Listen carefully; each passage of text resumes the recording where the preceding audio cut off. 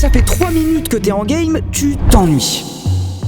Donc tu fais n'importe quoi, tu te débrouilles pour mourir une bonne dizaine de fois et tu passes le reste de ta game à courir sur une lane puis fuir dans l'autre sens dès que quelqu'un d'autre que le support te rejoint.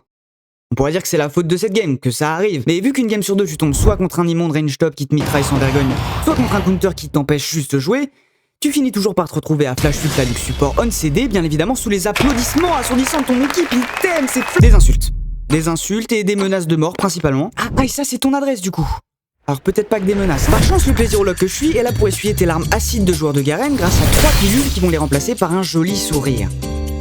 Excusez-moi, on reprend maintenant ou alors je vais... 2 minutes sur une heure, on parle pas de vous, 2 minutes, c'est trop demandé. C'est important les silences, bordel.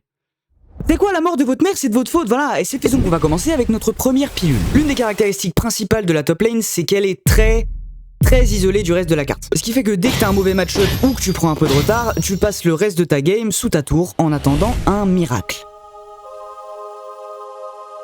Et non, ça n'existe pas, réveille-toi, bordel! Mais il y a une manière d'éviter de se faire bully toute la game et de farmer tranquillement, cette manière elle s'appelle la jungle.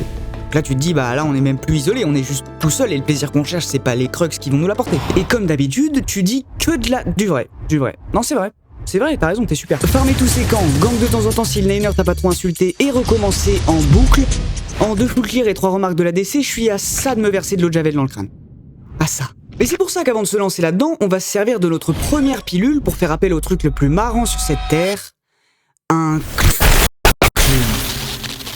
Et au pire, si ça marche pas, il me reste un peu de javel à dépanner. Le kit de Shaco, il est particulièrement fort en early grâce à son A et son Z.